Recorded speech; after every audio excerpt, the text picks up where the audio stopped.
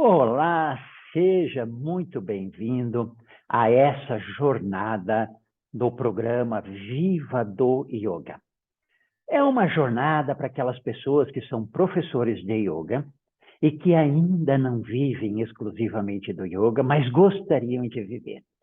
Serve também para aquelas pessoas que já vivem do yoga, os professores, mas querem melhorar, querem atingir mais pessoas, querem levar o seu conhecimento ao maior número de pessoas. E aí eu faço as minhas lives, quarta e quinta, nesse horário, meio-dia.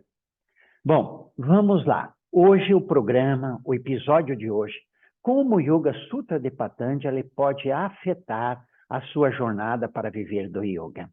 O Yoga Sutra de Patanjali é um dos livros maravilhosos. Eu estou aqui ao vivo, né?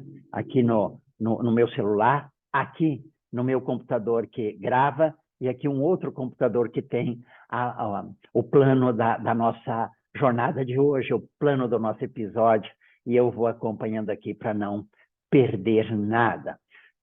Bom, como conhecer o Yoga Sutra de Patanjali faz com que um professor viva do yoga? Bom, a primeira coisa que você precisa fazer é sair daquele lugar comum, destacar-se, né? Se você é um professor comum, você vai ter aquele número pequeno de alunos, porque você tem um conhecimento baixo. Destacar-se, não apenas fazendo propaganda, destacar-se como um profissional diferenciado, né?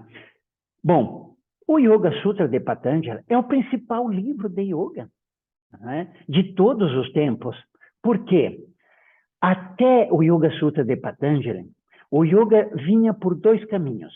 Principal caminho era a tradição oral. Então, um professor de yoga passava para os seus discípulos, que se tornava um mestre, que passava para os seus discípulos, que se tornava um mestre, que passava para os seus discípulos, e assim foi de mais de 5.000 anos até o século III a.C. Então, ali, nós temos uns 3.000 anos, olha só, uns 3.000 anos que o yoga passou basicamente de geração a geração pela tradição oral, né? Que no yoga a gente chama parampara, né? A tradição de boca a ouvido. E tinha alguma coisinha de yoga nas Upanishads. As Upanishads, para quem não sabe, é a parte final dos Vedas. Mas o que tinha nas Upanishads era muito, muito pouco. Se você olha nas Upanishads, o que fala do yoga? Uma Upanishad aqui e ali, que tem alguma coisinha de yoga muito simples, né? E aí veio Patanjali. E Patanjali pegou o que estava nas Upanishads, mas especialmente, nas Upanishads tinha muito pouco, especialmente aquela tradição oral de mestre e discípulo, e compilou. Fez o Yoga Sutra de Patanjali. E aí o volume principal, os conceitos fundamentais, para mim o Yoga Sutra de Patanjali é o principal livro que trabalha a consciência, a ideia de consciência aplicada ao ser humano. Então, um professor de yoga que não conheça profundamente o Yoga Sutra de Patanjali, ele está bastante limitado. Outro detalhe é que todos os escritores que vieram depois de Patanjali beberam dessa fonte, sabe? Todos consultaram Patanjali.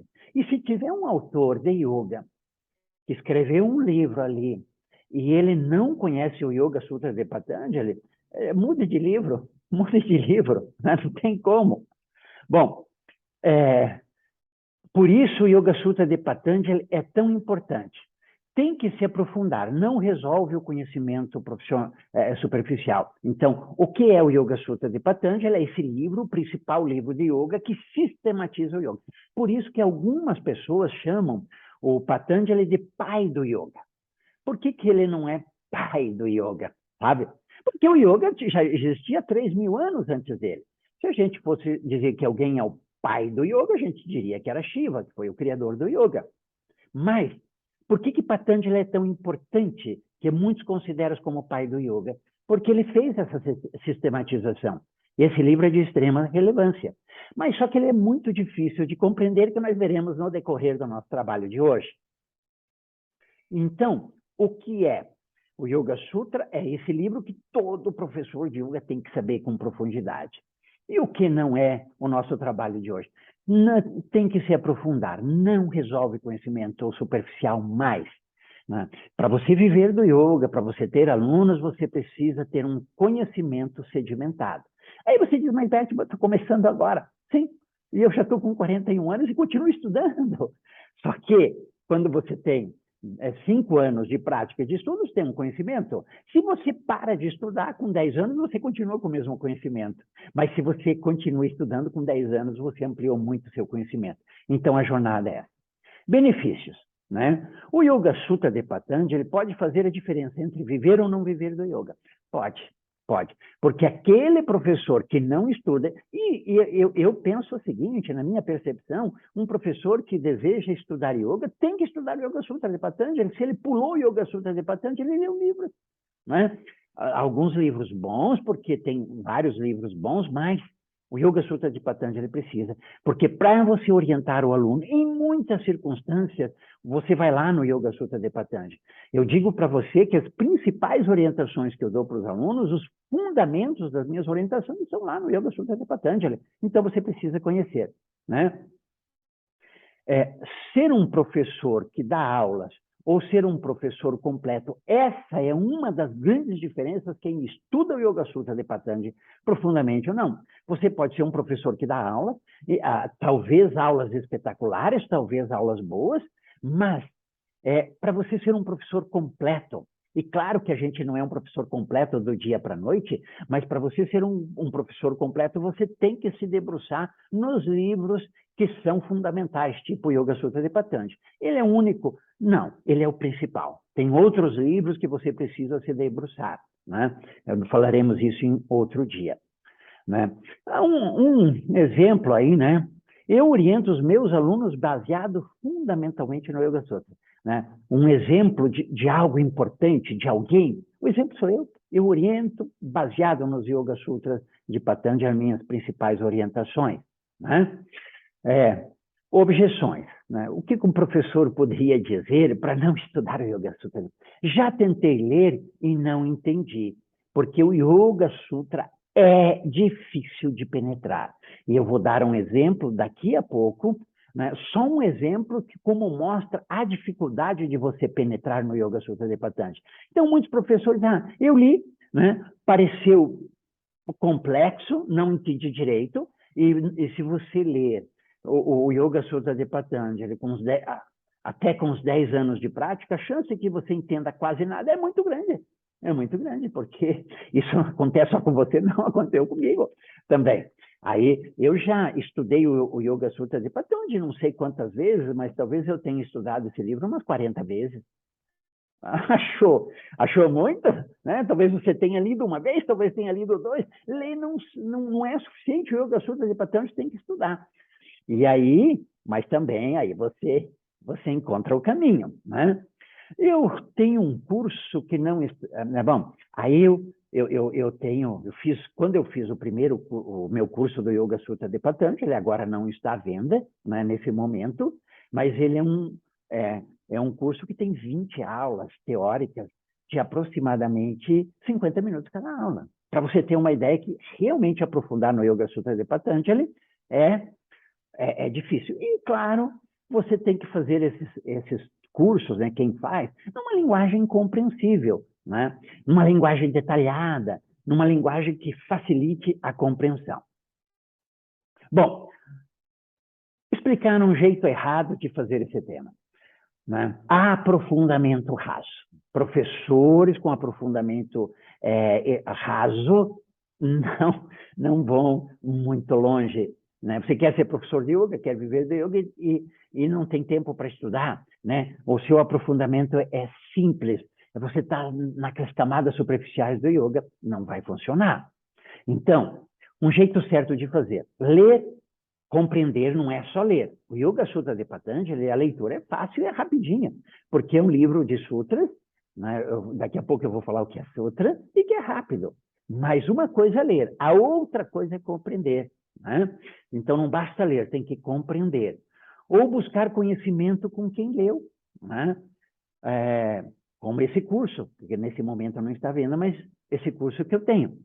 Não resolve a compreensão teórica. Preste muita atenção nisso, professor de yoga. Não resolve a compreensão teórica, porque você precisa da compreensão teórica balizado na prática.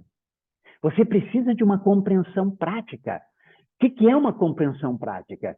Quando eu falo, por exemplo, autoentrega, né, compreender teoricamente é muito fácil. Faça o seu melhor e entregue ao universo. Se é para ser, será. Se não é para ser, não será. Não é muito simples o conceito quando eu penso intelectualmente, mas aí você está com um problema. E aí você precisa entregar. Aí não é fácil. Então, essa compreensão teórica é muito simples.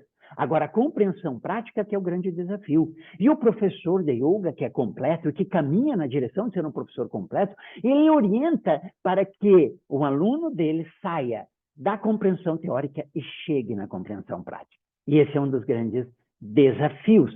Mas é uma jornada. E aí a compreensão prática, claro, precisa ter prática. A prática constante, frequente e por muitos anos. Então, como que você pode fazer os passos que você pode dar agora? Me acompanhe nessa jornada, Viver do Yoga. Você está percebendo que nessa jornada eu falo de questões técnicas que precisam e de questões profissionais, né? Como orientar o aluno numa questão, a X, Y. Né? Então, me acompanhe que você vai ter vai dar uma diferença na sua relação de yoga com os alunos e com você mesmo. Bom, perguntas. Né? As perguntas que normalmente eu ouço, ou que algumas que não me fizeram, mas que são importantes, então essas perguntas aqui eu coloco as mais frequentes, as mais comuns. O que é? E claro, quando eu venho aqui nas perguntas, algumas eu já respondi. E aquelas que eu já respondi, eu vou mais rápido. O que é o Yoga Sutra de Patanjali? Já respondi, mas vou ler de novo. O principal livro de yoga. Antes dele, tradição oral. E uma pequenina parcela estava nas Upanishads. Então, o Yoga Sutra de Patanjali é o principal livro de yoga. O que são sutras? Eu disse que eu ia explicar lá atrás. Sutras são pílulas de conhecimento. É uma linguagem cifrada. Antigamente, se escrevia muito por sutra, porque você precisa perceber que a imprensa foi 1400 e pouco que Gutenberg inventou a imprensa.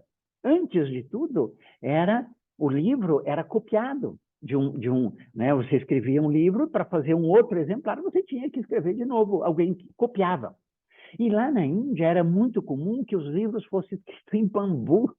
Olha só, você pegava o bambu, cortava, secava, e aí você vinha com um ferro quente, né? E ia queimando, letra por letra, coloca lá no fogo, queima. Às vezes se fazia com tinta também, né? Era uma outra maneira de fazer bambu com tinta. E era muito difícil fazer livro. Então, o que eles faziam? Eles faziam essas pílulas de conhecimento, que são os sutras, e davam ali, em cada frase tem uma imensidão de conteúdo. Só que daí precisa um tradutor. Como que é esse tradutor? Né? É um ser humano que já tem o conhecimento daquilo, então vamos dizer um mestre de yoga, tem o conhecimento, e aí o discípulo lia o texto, não entendia muita coisa, e aí o mestre vinha e esclarecia. Por isso, os sutras, linguagem cifrada, precisa de um tradutor com longa prática de yoga. E aí eu vou dar o exemplo da dificuldade de você interpretar o Yoga Sutra. O Yoga Sutra, então, são 4 livros, né? Livro 1, livro 2, livro 3, livro 4. No livro 1, tem ali um número de sutras. No livro 2, outro número, né? Então, eu vou colocar o livro 1, o Sutra 2, né? E vou colocar 3 traduções diferentes. A versão em sânscrito é Yoga Vritti Trita Triti Nirodha. Né? A minha pronúncia não é lá grande coisa, mas também o sânscrito é uma língua morta. Né? Então, as pronúncias que a gente atribui ao sânscrito, na verdade, ninguém sabe. Né? A gente imagina copiando das línguas mais próximas do sânscrito, como o hindi, né? Não veio do sânscrito nenhum disco, nenhuma fita cassete gravada para a gente saber como que pronunciava exatamente. Então, a pronúncia do sânscrito é uma pronúncia aproximada, baseado nos idiomas que o sânscrito deu origem, como, por exemplo, o hindi. Yoga Chit Vritti Nirodha. Bom, tradução. Primeira tradução, eu vou ler aqui, que está nesse outro meu computador. Yoga é a supressão das instabilidades da consciência. Quem disse isso? De Rose. Outra tradução. Yoga é a neutralização dos vórtices do sentimento. Olha só. Olha a distância fenomenal entre essas duas traduções. E eu vou colocar uma terceira, né? Essa, yoga é a neutralização dos vórtices do sentimento, é o Swami Kriyananda, que é um outro tradutor, né, do Yoga Sutra. E uma terceira, yoga significa controlar as funções da mente. Gustavo Dauster. Eu estou aqui com esses livros, eu vou mostrar para você. Aqui, ó, Yoga Sutra, Gustavo Dauster, né? Gustavo Dauster, aqui, ó, para pegar nas... Aqui, o Yoga Sutra de Rose, Yoga Sutra de Rose, né? E aqui, o Yoga Sutra do Swami Kriyananda, aqui o nome dele, aqui embaixo, Kriyananda. Ou seja, agora eu quero mostrar para você por que essas traduções são distantes. São tão... a distância é fenomenal. Imagine, o ser humano, corpo físico denso, físico energético, emocional, mental, intuicional e mônada. Corpo físico denso é esse corpo que temos aqui. O físico energético é por onde circula a energia. Então, aí tem as nadis, né? Os chakras, e na linguagem dos chineses os meridianos, por onde a energia passa. Na linguagem do yoga são as nadis, os chakras, é o corpo energético. Depois, acima do corpo energético, nós temos o corpo emocional. É onde no ser humano acontecem as emoções. Acima do corpo emocional, nós temos o corpo mental, que é mente. Claro que esses corpos, todos eles interagem um com o outro. Eles ocupam o mesmo espaço. Acima do corpo mental, nós temos o corpo intuicional. A espiritualidade acontece nesse campo, no campo do corpo intuicional. Mas o corpo intuicional é só espiritualidade? Não, é muito mais. Mas a espiritualidade acontece aí. E aí o campo monádico. O campo monádico, que daí já foge ao humano, é o todo, né? A consciência plena. Bom, aí você chama como você quiser. Bom, então olha só a tradução.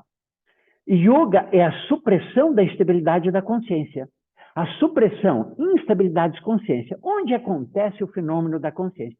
Basicamente no corpo intuicional. Claro que às vezes a gente usa a consciência de maneira mais ampla, né? Consciência corporal. Quando eu falo consciência corporal, eu não estou falando essa consciência, né? Eu uso o mesmo termo para me referir de uma outra coisa. É a percepção do meu corpo. Agora, quando eu falo consciência em sentido lato, em sentido amplo, é consciência universal. Né? Onde no ser humano, em que corpo, em que altura do ser humano acontece a consciência, essa consciência? No corpo intuicional. Então, quando De Rose diz yoga é a supressão das instabilidades da consciência, ele está pensando que o yoga essencialmente vai atuar como como objetivo, como meta, como alcançar o corpo intuicional. Agora veja, yoga é a neutralização dos vórtices do sentimento. Sentimento, quando eu falo em sentimento, eu falo em quê? Basicamente em emoção. Eu falo em corpo emocional. Quando o Swami Kriyananda, eu não sei, se fosse pronunciar o sânscrito, a gente dizia Kriyananda, né? Mas eu não sei se o nome dele é em sânscrito ou é em hindi, né?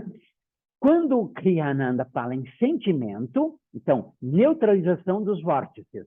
Vórtices, né? É aquelas movimentos do mundo emocional. e ele fala aqui do sentimento. Então, o Kriyananda coloca aí o yoga, né, como yoga vritti nirodha, como um apaziguamento, uma neutralização, uma estabilidade dos sentimentos. Então, ele posiciona no campo emocional. Tá? Agora, veja o Gustavo Dauster. Né? Não sei também se pronuncia assim. Né? Eu imagino que Dauster seja alemão, né? Mas eu não sei. Yoga significa controlar as funções da mente. Não está falando nem do intuicional, nem do mental, está falando do emocional, está falando da mente, do mental. Então você percebe que três autores que não só estudaram o Yoga Sutra de Patanjali, como fizeram um trabalho diferenciado, traduziram.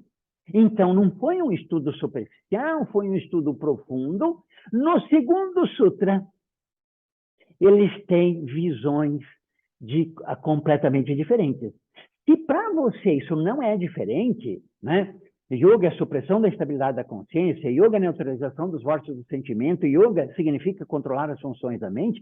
Se isso para você não é diferente, se você não, ao ler, não percebeu onde está, é porque o seu conhecimento precisa aprofundar. Precisa aprofundar. Um dos valores muito relevantes é você entender que o ser humano ele tem essa complexidade. No mesmo espaço, ele tem o corpo físico denso, físico energético, emocional, mental, intuicional.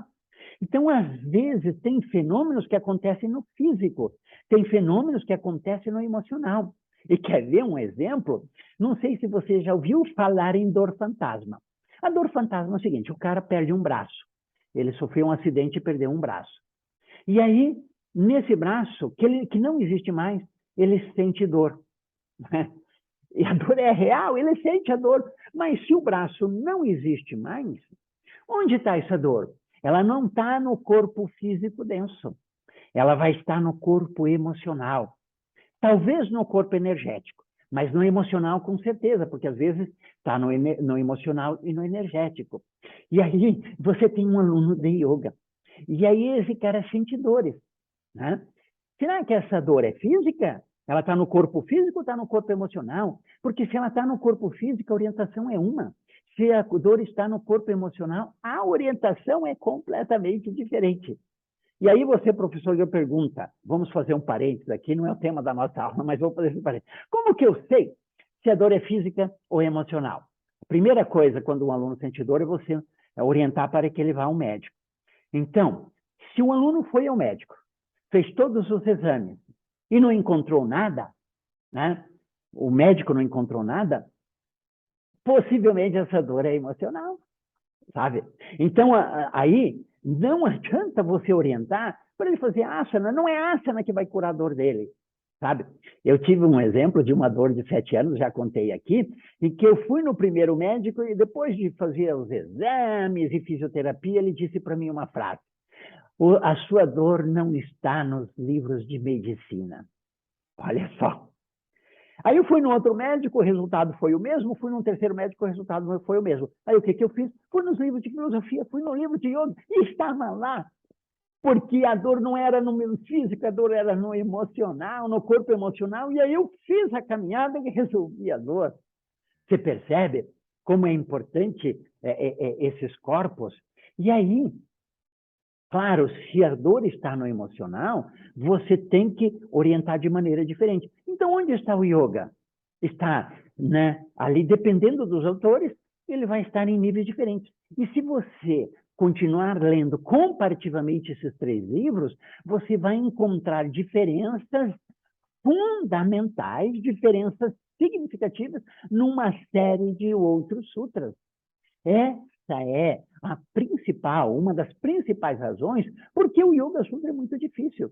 Porque se você lesse um livro só, aí você diria, tá bom, li, ele fala isso. Né? Aí você acredita que entende, e às vezes intelectualmente você entendeu mesmo, mas aquilo vira um conhecimento sem, digamos assim, sem utilidade, porque o conhecimento só está teórico. Então, quando eu entendo essas diferenças, físico, denso, físico-energético, emocional, mental, intuicional, mônada, e entendo o que o Patanjali quer dizer em cada circunstância, então, quando ele vai dando os sutras, aqueles sutras se aplicam em momentos diferentes, em locais diferentes. E aí, se eu tenho essa visão completa, quando um aluno meu tem um problema, você pode orientar para que ele resolva. Você percebe? Como eu tirei minha dor? Não foi pelos médicos, porque a dor não estava. Como você tira uma dor fantasma de uma pessoa que perdeu um braço e continua com a dor? Você não tira pelo físico, porque nem físico tem para trabalhar. Uma outra dor emocional, que é a fibromialgia. A fibromialgia, não sei se você já conhece, já ouviu falar da fibromialgia, é uma dor que migra. É interessante. Por que migra? Um dia ela está no braço, outro dia está mais em cima, outro dia está na perna, outro dia está nas costas. E aí, a pessoa que tem fibromialgia, ela começa a tomar remédio. Depois de um tempo, o remédio não faz mais efeito. Não faz mais efeito porque o remédio atua no plano físico, né? Se eu tenho um machucado aqui no dedo, eu tomo um analgésico, o analgésico bloqueia o impulso da dor que vai até o cérebro e eu não sinto a dor. Né? Basicamente, o analgésico, eu estou falando porque eu sou farmacêutico, né? De formação acadêmica. Então, o que o analgésico basicamente faz? Ele bloqueia o impulso nervoso que leva a dor até o cérebro, que diz para o cérebro, está doendo. E se a dor migra, o que significa? Que não é o físico, e aí a pessoa toma analgésico e não funciona. Claro que não funciona porque a dor não está posicionada no corpo físico, ela está posicionada no emocional e no energético. Né? Depois contamina, inclusive, o mental. Por isso, você conhecer profundamente o Yoga Sutra de Patanjali permite que você dê orientações que nenhum professor, ou que pouquíssimos professores são capazes de dar. Só aqueles professores que têm um estudo profundo. E aí você orienta. Agora, nesse momento exato que eu estou gravando esse vídeo, eu estou com 2 alunos que estão passando por fases complexas. Os 2. Um com dor, e esse aluno já fez os exames. Por que eu sei que é emocional? Né? Porque esse aluno, quando veio conversar comigo, já tinha feito todos os exames médicos. Foi num médico, fez os exames, fez tudo, e aí o médico não encontrou uma razão para a dor. Foi no outro médico também não encontrou a razão para a dor. Por isso, veja assim, preste atenção, professor de yoga, você não é médico, então você não é terapeuta. Você, por isso, se tem dor, primeiro de tudo, tem que ir no médico. Coisas que acontecem ao vivo, desculpe. Primeiro vai ao médico.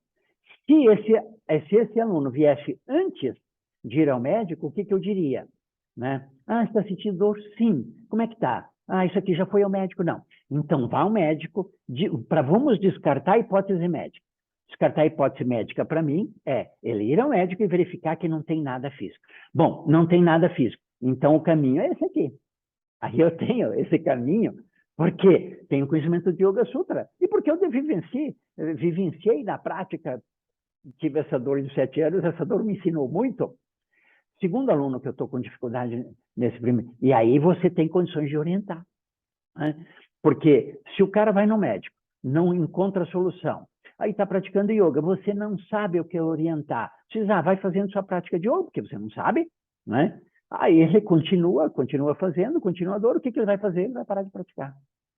Yoga não está me fazendo bem, estou sentindo dor. O professor de yoga, o que me orientou, não passou a dor.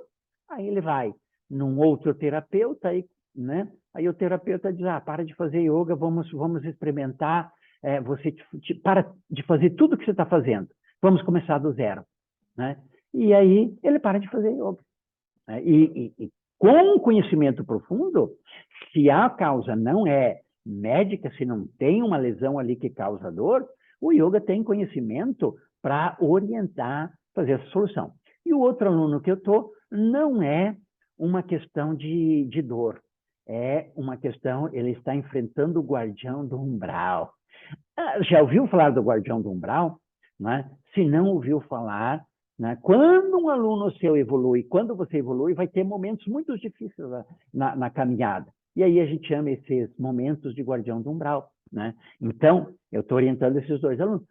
Sei como fazer essa caminhada e, claro, então, você orientou direitinho, ele enfrenta a dificuldade, vence, porque se ele está bem orientado e faz o que precisa fazer, e aí ele diz, nossa, esse professor realmente conhece, e ele fica com você por muitos e muitos anos.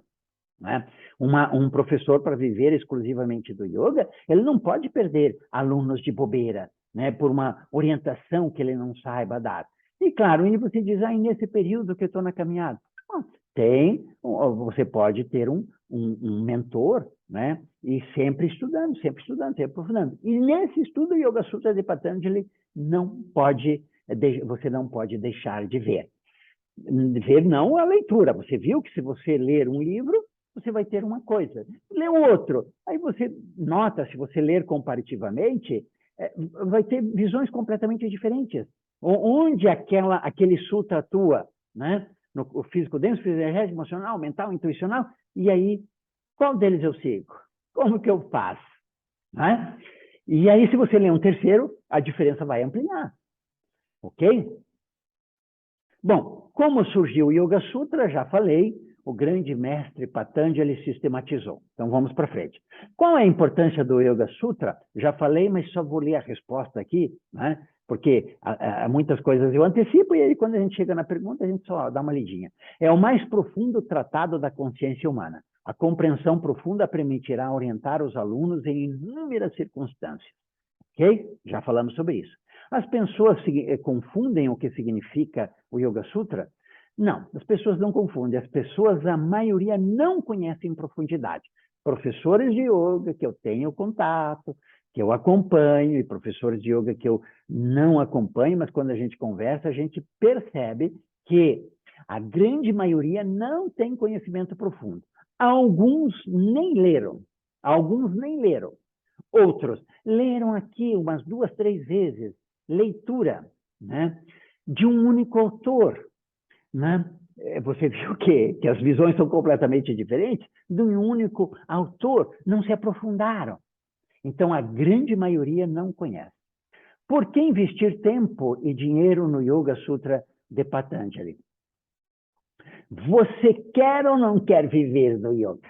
Qualquer profissão. Você é TI, você trabalha com TI, você quer viver na profissão de TI, você tem que se aperfeiçoar constantemente. Você é médico, né? Um médico que fica 3, 4 anos sem estudar, a tecnologia já evoluiu, já tem procedimentos que se fazia de um jeito e já se faz de um jeito diferente. Você é engenheiro, os processos, os materiais usados na engenharia estão em evolução a cada momento, não importa a profissão. Se quer viver daquela profissão que você quer ver, você tem que investir tempo e dinheiro em estudo, aperfeiçoamento para sempre, o resto da vida. O mundo é muito dinâmico, muda muito rápido, né? E se eu não estudar o Yoga Sutra de Patanjali, né, o que acontecerá? Não conseguirá orientar os alunos de uma dimensão profunda. Claro que você, às vezes, não tem o conhecimento do Yoga Sutra, mas tem conhecimento de outros livros que são bons. Né? Então, você vai conseguir orientar os alunos em uma série de circunstâncias. Mas, você quer ser um professor de ponta, você quer ser um professor diferenciado, não importa o número de livros que você estuda, mas o Yoga Sutra tem que estar entre eles. Tem que estar entre eles para você ter essa visão muito ampliada, né, da consciência humana, de como as coisas acontecem, o que acontece no universo humano, e aí, sim, se você sabe como funciona, se alguma coisa não está funcionando, você sabe como orientar para chegar no funcionamento bom. Né? Onde você vê que as pessoas mais erram nisso? Não estudo por ser complexo. Né? Muita gente que eu conversei não estuda o Yoga Sutra porque é complexo. Né? E complexo por quê? Eu conheço um autor que fez 2 traduções desse livro, o mesmo autor. Uma, quando ele tinha esse tempo de prática e a outra quando ele tem uma imensidão de tempo de prática. Você lê comparativamente os dois, você vai encontrar muitas diferenças, né? E como que eu vou saber se um autor aqui é mais profundo que o outro, sabe? Como que eu vou saber? Aí é a prática. Por isso que 41 anos de prática, estudo e ensino do yoga vai tornando a gente bom, né? Porque aí são 41 anos. E sempre praticando. Agora, se eu fosse um professor de 41 anos, como um grande número que pratica 5, 6 anos e depois para de praticar, só dá aula, não teria esse conhecimento. Então, você que já tem 41 anos de yoga, parou de praticar já faz uns 35 anos, né? E só dá aula, é hora de voltar a praticar. Eu, com 41 anos, faço aula às 5 horas de segunda a quinta com os meus professores aqui, que tem muito menos de tempo que eu, né? Porque a gente precisa manter a prática, precisa manter o sadhana, né? E não só esse sadhana simples, como os sadhanas profundos. O meu grupo que faz a prática avançada tem muitos professores, né, que fazem reciclagem, que se aprofundam comigo, e esse é o caminho. Esse é o caminho. Então, quando eu tenho uma vivência profunda de prática, que eu já vivenciei situações, que eu já resolvi inúmeros problemas, esse da dor de 7 anos, que a medicina não resolveu porque não estava no corpo físico, e a medicina resolve muito o que está no corpo, mas resolve bem menos o que está na emoção e o que está na mente, né? Os remédios psiquiátricos, eles estabilizam o humor, mas eles não resolvem as causas. São farmacêuticos, né? Então, quando a situação, quando o problema não está no corpo físico denso, está no corpo físico energético, no emocional, no mental, no energético, por exemplo, a acupuntura atua nesse campo. O cara tem um problema no fígado e o médico coloca uma agulha na perna. Né? Mas o que a perna tem a ver com o físico? Porque ali passa um canal energético que afeta o fígado. Você percebe? É uma forma de atuar utilizando o corpo energético, o corpo emocional, mental, etc. Então, como é complexo? Sim, é complexo. Você vai compreender fazendo apenas um curso? Não, você tem que fazer esse curso, repetir, estudar de novo. O Yoga Sutra, de tempos em tempos, eu vou lá e estudo de novo. Mesmo assim. Então, para você ser um professor que vive do yoga, para você ter essa profundidade, você precisa dessa profundidade para dar essas orientações quando é difícil, quando poucos profissionais conhecem, e aí você se torna um professor bom. O que é um professor bom? Um professor capaz de orientar o seu aluno em situações difíceis, em situações complexas, em situações que outros profissionais talvez não consigam, porque não tem esse conhecimento profundo, ok? Então, muito obrigado pela sua presença, né? E vamos juntos nessa jornada viva do yoga, tá bom? Até o nosso próximo encontro.